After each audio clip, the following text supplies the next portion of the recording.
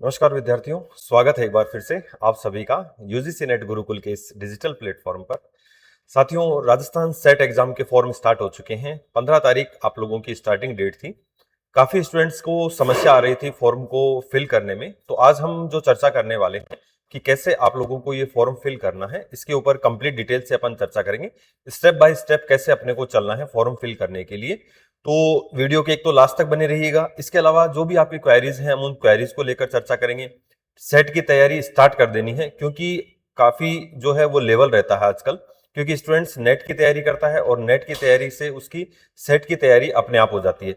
बाकी मैं वीडियोस में आप लोगों को बता चुका हूं, पेपर फर्स्ट और पेपर सेकंड का जो सिलेबस होता है वो सेम होता है। इन दोनों सिलेबस में कोई डिफरेंस नहीं होता है। नेट और सेट, नेट का पेपर फर्स्ट, सेट का पेपर फर्स्ट, नेट का पेपर सेकंड और सेट का पेपर सेकंड, दोनों इक्वल हैं। तो यदि आप लोग नेट की तैयारी कर रहे हैं तो आप लोग बढ़िया है, आपका सेट भी उसमें यूज हो जाएगा। यदि आप तैयारी नहीं कर रहे हैं तो आप हमारे साथ जुड़कर उसकी तैयारी कर सकते हैं। बाकी पेपर फर्स्ट में 10 यूनिट्स हैं, पेपर सेकंड में भी 10 यूनिट्स हैं और 50 क्वेश्चंस पेपर फर्स्ट के हैं और 100 क्वेश्चन पेपर सेकंड के हैं और 3 आवर्स का जो है आप लोगों का पेपर होता है।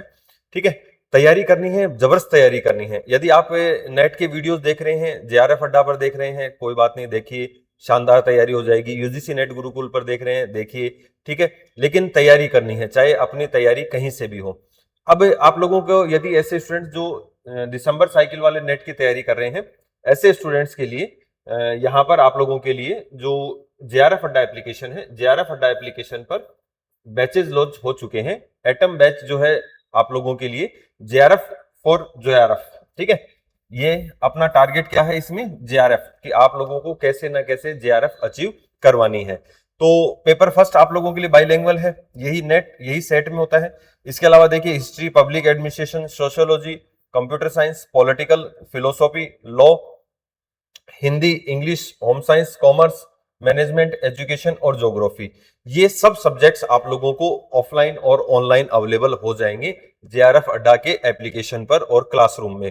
ठीक है, ये एटम बैच की जो टीम है आप लोगों के लिए कंप्लीट जो है आप लोगों को पेपर फर्स्ट और पेपर सेकंड तैयार करवाएगी। तो आप लोग जुड़ सकते हैं, जेआरएफ अड्डा एप्लीकेशन डाउनलोड करें, ठीक है, प्ले स्टोर से, और अपनी तैयारी को बेहतरीन ढंग से स्टार्ट करें। सेट का फॉर्म नहीं भरा है तो भर देना, ठीक है, क्योंकि हम क्या करते हैं, लास्ट डेट का इंतजार करते हैं। और अभी जो नेट के पेपर होंगे, ठीक है, 22 तारीख से नेट के पेपर स्टार्ट हो जाएंगे, तो इनके ऊपर अपने को ध्यान रखना है। ठीक है, आप देखना चैनल के ऊपर रिव्यू मिलेंगे आपको, बच्चों से डायरेक्ट लाइव बातचीत होती है कि उनका पेपर कैसा हुआ, तो आप लोग उसमें देख सकते हैं कि किस तरीके से क्वेश्चंस आते हैं। ठीक है, तो प्लीज आप लोग बढ़िया तरीके से अपने आप को इसके अकॉर्डिंग तैयार कीजिए।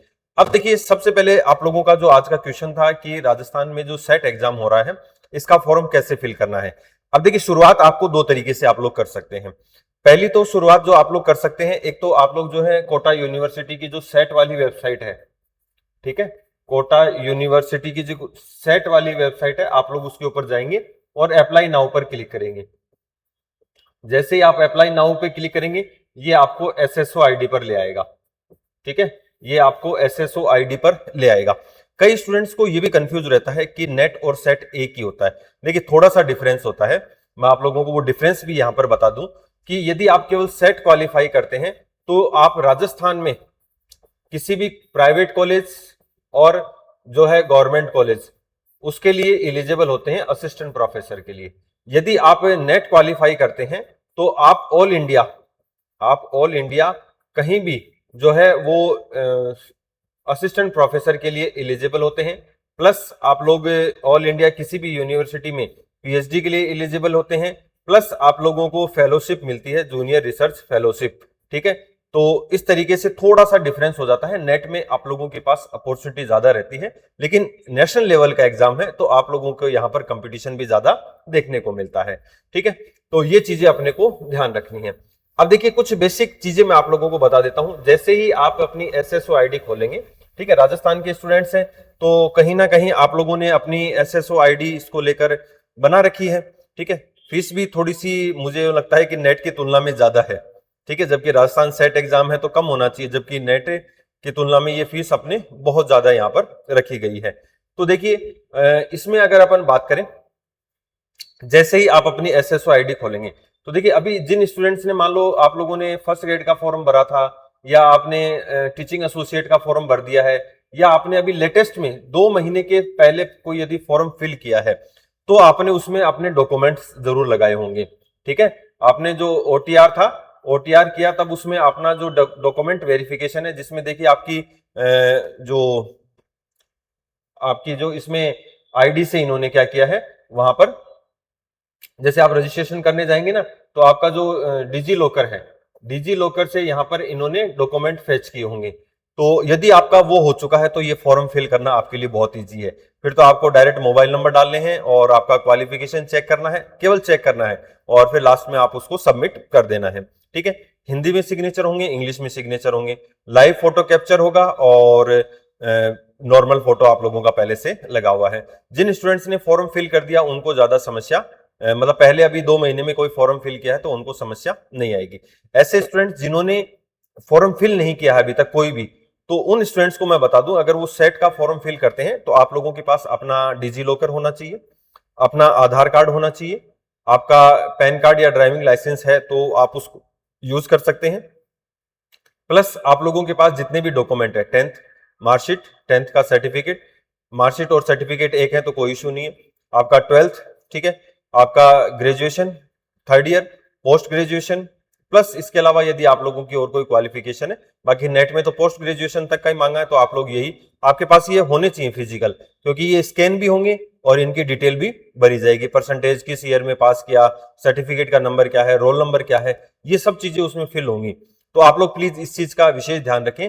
आपका कास्ट सर्टिफिकेट है, आपका जो मूल निवास प्रमाण पत्र है, और बर्थ सर्टिफिकेट में आप लोग अपनी 10th की मार्कशीट अपलोड कर सकते हैं यदि बर्थ सर्टिफिकेट नहीं है।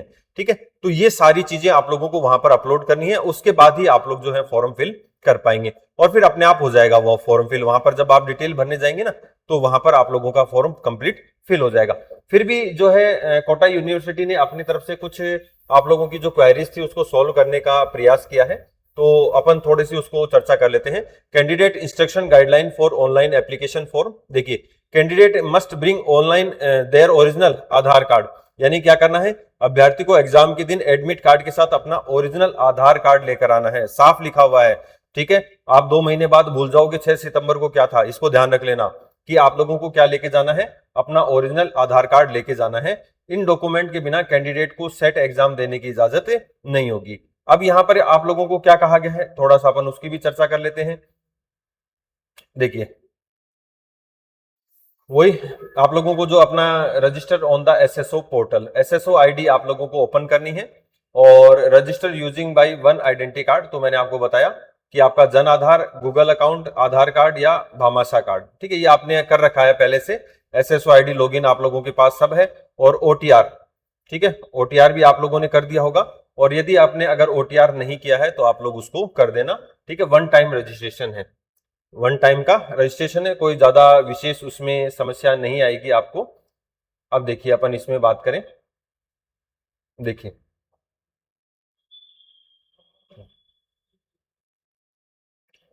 ये एसएसओ आईडी पर आप लोग चले गए, ठीक है, और ये लॉगिन कर देंगे आप लोग, और आप लोगों का जो केवाईसी हो जाएगा ओटीआर प्रोसेस।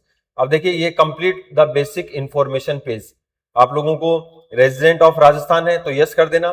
ठीक है, आप लोगों को अपना आइडेंटिटी कार्ड चूज करना है तो आधार कार्ड चूज कर लेना, और auto population of personal detail, ये अपनी क्या करेगा, आप लोगों का जो आपकी एसएसओ आईडी बनी हुई है वहां से आपके ये पूरी डिटेल अपने आप ले लेता है।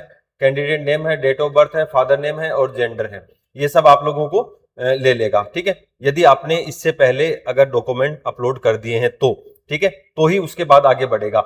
फिल रिमेनिंग पर्सनल डिटेल, आपका फुल नेम है, आपके फादर्स नेम वापस भरवाएगा, mother name, date of birth, ठीक है, कैटेगरी जो भी है, कैटेगरी का सर्टिफिकेट आपके पास होना चाहिए, रेजिडेंशियल डिटेल होना चाहिए, और special reservation category, mobile number and email. ठीक है, ये दोनों सही भरना आप लोग। फिर 7 स्टेप में अगर अपन बात करते हैं तो उसमें क्या करवा रहा है आपका, एक तो लाइव फोटोग्राफ है, यहाँ पर आपका क्या मिलेगा लाइव फोटोग्राफ है, और ये हैंड रिटन स्पेसिमेन। आप लोगों ने यदि पहले फॉर्म फिल कर रखा है तो ये सब चीजें पहले से आपकी हो रखी हैं। ठीक है, डायरेक्ट आप लोगों का फिर पेमेंट वाला ऑप्शन ही आएगा। तो यहाँ पर हैंड रिटन स्पेसिमेन, जो आप लोगों को एक प्रिंट मिलता है, आप लोग उसको ये अपने हाथ से नहीं लिख के देना है। ठीक है, आपको वो पहले डाउनलोड करना है, उससे क्या तो आप RSSB की वेबसाइट से कर लेना, या फिर आपके SSO ID में मिल जाएगा, वहां से इसको डाउनलोड करके फिर जैसा उसमें लिखा हुआ है सेम वैसे का वैसा आपको लिखकर अपलोड करना है। ठीक है, फिर आगे देखिए आगे क्या करना है अपने को। आगे इसके अंदर जो है signature in Hindi and English मैंने आपको बताया। ठीक है, सिग्नेचर आपकी क्या होनी चाहिए, हिंदी और इंग्लिश में होनी चाहिए। आपका लेफ्ट थंब इंप्रेशन होना चाहिए। ठीक है, अब देखिए ये क्या कह रहा है कि first complete KYC through Aadhaar, Jan Aadhaar and upload the about documents. ये मैंने आपको पहले कह दिया कि वो तो शुरुआत में ही हो जाएगा, जैसे आप SSO ID खोलेंगे तो वहां पर हो जाएगा।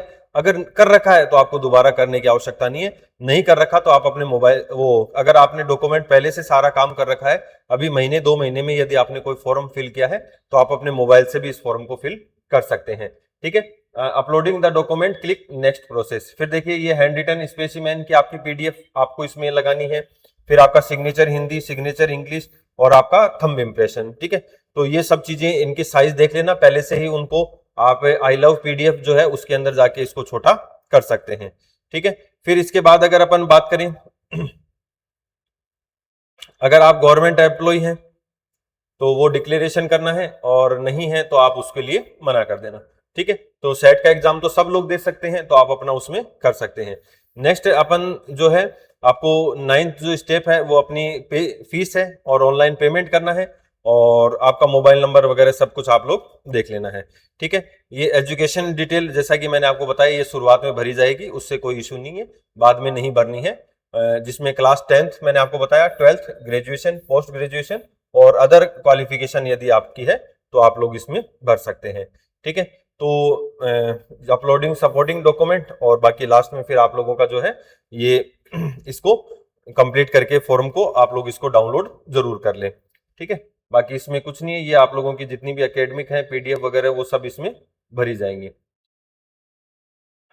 ठीक है, तो OTR कंप्लीट हो जाएगा और आप लोग इस फॉर्म को ब्राउज अचीव रिक्रूटमेंट्स, तो आप लोग इसमें कंप्लीट ये कर सकते हैं। ठीक है, एक ये देखो क्या कर रहा है, a separate application fee must be paid to each post subject applied for. जबकि मैं आप लोगों को यहाँ पर एक ये इंपॉर्टेंट अपडेट मैं आपको बता देता हूँ कि सेट ने अपना एग्जाम यूं कहा है, कोटा यूनिवर्सिटी ने, कि हम एक समय में ही सारे एग्जाम एक साथ करवाएंगे।